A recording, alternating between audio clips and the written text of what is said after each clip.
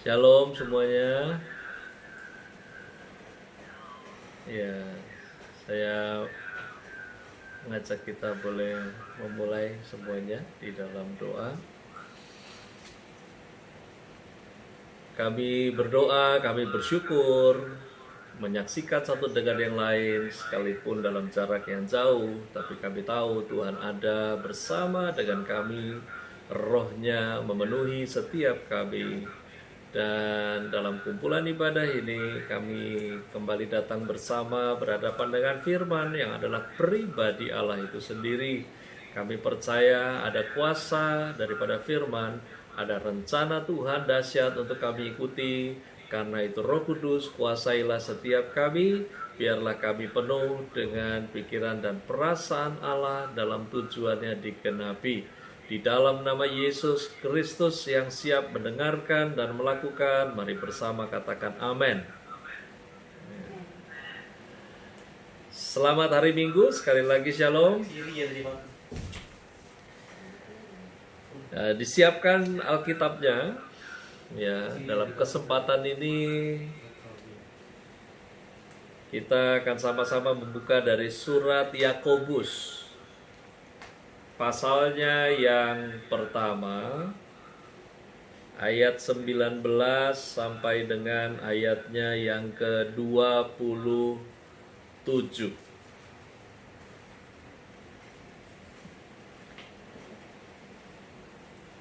Judul perikopnya pendengar atau pelaku firman.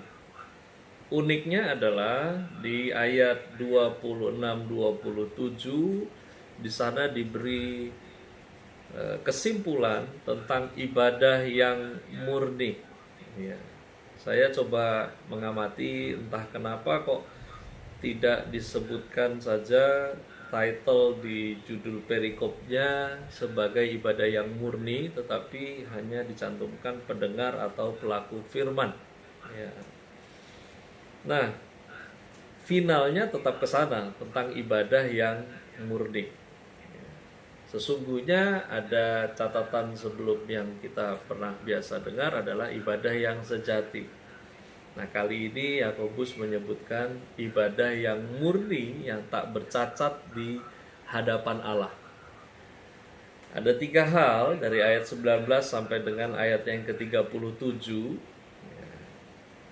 Demikian dari ayat 19 sampai dengan ayatnya yang ke-21.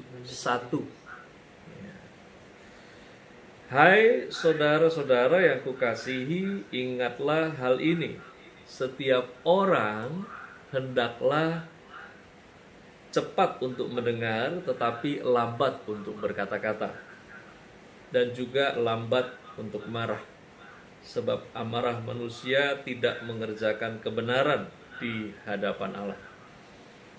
Sebab itu buanglah segala sesuatu yang kotor dan kejahatan yang begitu banyak itu, dan terimalah dengan lemah lembut firman yang tertanam di dalam hatimu, yang berkuasa menyelamatkan jiwamu. Ya.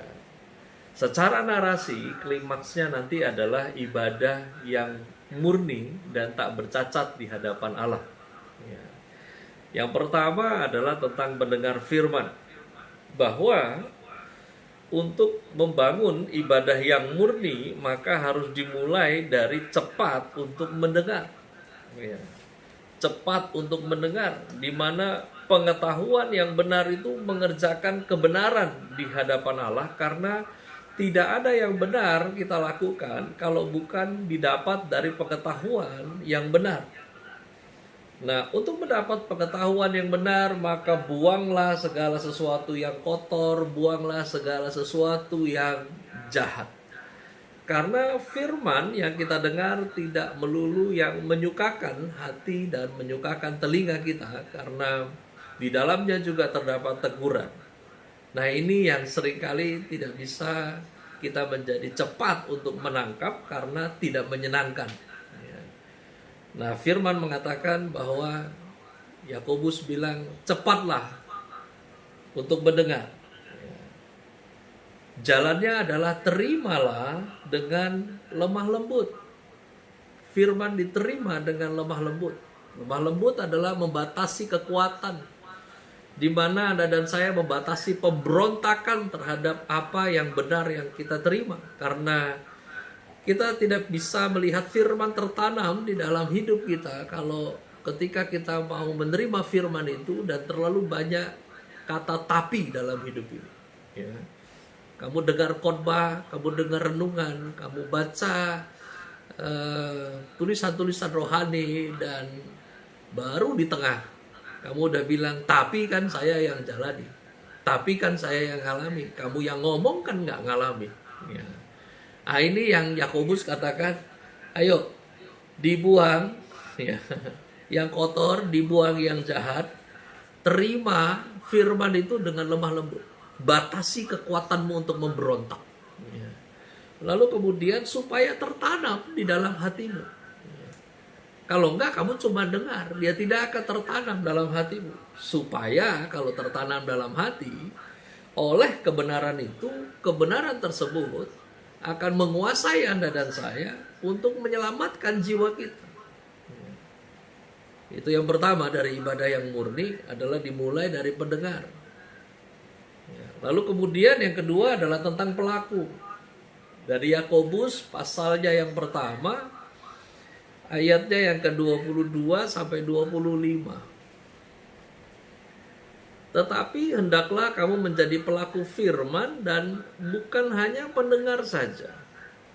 Sebab jika tidak demikian kamu menipu diri sendiri.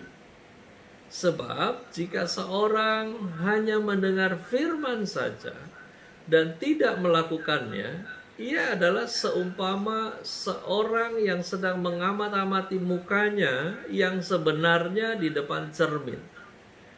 Baru saja ia memandang dirinya, ia sudah pergi, atau ia segera lupa bagaimana rupanya. Tetapi barang siapa meneliti hukum yang sempurna, yaitu hukum yang memerdekakan orang, dan ia bertekun di dalamnya, jadi bukan hanya mendengar untuk melupakannya, tetapi sungguh-sungguh melakukannya, ia akan berbahagia oleh perbuatannya. Ya. Yang pertama, Yakobus sudah bilang, Tuhan mau Anda diselamatkan. Yang kedua, diingatkan lagi, Tuhan mau Anda dan saya berbahagia oleh perbuatan yang kita lakukan yang berasal dari kebenaran yang kita dengar. Ya. Yang pertama tadi pendengar, yang kedua ini pelaku. Kenapa harus jadi pelaku? Karena kalau tidak menjadi pelaku, kita ini jadi penipu. Ya. Ya, saya ulangi, kalau tidak menjadi pelaku, otomatis jadi penipu. Ya. Yang ditipu siapa? Yang ditipu diri sendiri. Karena sudah tahu yang benar, tidak melakukan yang benar. Lalu kemudian, secara otomatis kalau tidak menjadi pelaku, maka menjadi tidak tahu diri. Firman Tuhan bilang, kamu seperti orang yang bercermin, lalu kemudian balik muka, terus lupa lagi kau punya muka seperti apa. Ya. Makanya ketika mendengar, dengar baik-baik. Supaya kau bisa melakukannya baik-baik. Karena melakukan tidak bisa baik-baik kalau tidak mendengarkan dengan baik-baik. Nah, pelaku firman yang berbahagia, kenapa dibilang pelaku firman yang berbahagia? Karena nggak semua pelaku firman itu berbahagia. Loh kok bisa? Bisa. Karena kalau dia tidak mendengarkan dengan baik-baik, dia tidak bisa melakukan dengan baik-baik, akhirnya dia bisa kecewa karena dia rasa dia sudah bikin benar, padahal dia tidak mendengar dengan benar. Kalau tidak mendengar dengan benar, lalu coba-coba untuk melakukan. Nah, melakukan kok coba-coba, ini hasilnya parah. Ya. Maka dia akan jadi orang yang masuk dalam barisan pasukan sakit hati terhadap Tuhan, padahal Tuhan tidak pernah bikin dia sakit hati. Ya. Pelaku firman yang berbahagia selalu dimulai dari proses mendengar yang benar. Dari sana semua dimulai. Ya. Meneliti hukum yang sempurna, meneliti hukum yang memerdekakan orang, kemudian bertekun dengan perbuatan dalam hukum yang sempurna dan memerdekakan. Saudara, dalam kondisi sekian minggu ini, ya banyak mulai berkoar di sosial media yang berurusan dengan pengajaran. Sampai tertanggal hari ini, dari Bimas Kristen keluarkan surat untuk dilarang berdebat. Ya. Dilarang berselisih paham. Saya percaya Alkitab kita satu. Ya. Tapi yang jadi masalah adalah niat hati ketika kita mau terima firman. Karena ini yang bikin jadi kacau adalah pondasi keinginan ketika kita berhadapan dengan Alkitab. Yang disebut apologetika bukan berdebat. Apologetika adalah bagaimana kita mempertahankan ajaran itu benar adanya. Nah, yang kacau kan begini, firmannya benar, ngajarin yang benar. Nah, memang cara untuk meluruskan itu penting. Karena bagaimana meluruskan dengan cara yang tidak benar, ya semuanya jadi nggak benar. Nah, yang ketiga, yang terakhir adalah tentang kemurnian ibadah. Karena apa yang murni, maka itu dia disebut tidak bercacat di hadapan Allah. Jadi ini urutannya, dengar dulu. Kalau sudah dengar, lakukan yang didengar. Tapi melakukan yang didengar juga teliti dulu. Lalu kemudian dari Yakobus 1 ayat 26 sampai 27. Jikalau ada seorang menganggap dirinya beribadah, tetapi tidak mengekang lidahnya, ia menipu dirinya sendiri. Maka sia-sialah ibadahnya. Ibadah yang murni dan yang tak bercacat di hadapan Allah Bapa kita ialah mengunjungi yatim piatu dan janda-janda dalam kesusahan mereka dan menjaga supaya dirinya sendiri tidak dicemarkan oleh dunia. Kemurnian ibadah itu dimulai dari kebenaran yang membangun hidup benar. Saya ulangi ya. Kemurnian ibadah itu dimulai dari kebenaran yang membangun hidup benar. Nah, kita ini mau hidup benar nggak sekedar bisa cuman punya modal niat, tetapi juga harus dimulai dari kebenaran itu sendiri. Karena kalau hidup benar tidak dibangun dari kebenaran, yaitu namanya lu belagak benar. Yang parah kalau udah belagak benar, semua orang salah jadinya. Kemurnian ibadah itu dibangun oleh fondasi niat yang benar dari pelaku kebenaran. Kalau tadi dimulai dari kebenaran, yang kedua ini adalah dibangun oleh fondasi niat yang benar. Semua orang buka Alkitab bisa, baca bisa, tapi niatnya baca mau ngapain? Ini kebenaran. Kebenaran bisa kita ikuti, atau yang lebih gila kita suruh kebenaran untuk ngikutin kita. Alkitabnya nggak salah, tapi niat hatinya penting. Karena ketika kita datang kepada firman, membawa hidup kita, kita ketemu kebenaran. Tapi ketika kita datang kepada firman, lalu kita cari untuk Tuhan ngikutin kita, itu namanya pembenaran. Nah, kalau sudah pembenaran nanti ilmunya jadi banyak, macam-macam. Ada lagi namanya ilmu cocok logi nanti. Segala ayat dicocok-cocokin aja dalam kelakuannya. Nah, doktrin tanpa etika adalah persekusi. Ini yang Yakobus mau bilang. Doktrin tanpa etika adalah persekusi. Kamu tahu yang benar, terus kamu tahu orang salah. Terus lu koar-koar dia punya salah. Firman bilang, belalah perkaramu, tapi jangan buka aib sesamamu. Maka dari itu, doktrin harus gandengan dengan etika. Lalu kemudian etika tanpa doktrin adalah jalan penyesatan.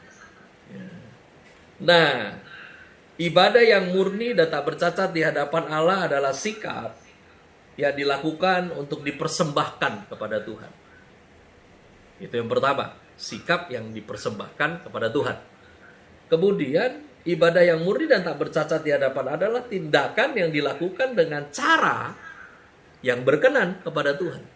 Jadi kalau tadi sikap, yang kedua cara, dan yang terakhir adalah ibadah yang murni dan tak bercacat di hadapan Allah adalah kegiatan yang dilakukan tanpa keuntungan balasan. Ya. Makanya Yakobus tuliskan tentang yang dalam kesusahan, yatim piatu, dan sebagainya. Ya. Anda dan saya bisa masuk di dalam rencana Allah itu. Mari kita mulai dengan prosesnya yang benar, pembentukan yang rela, dan kita bawa hidup kita dalam ibadah yang murni, tak bercacat di hadapan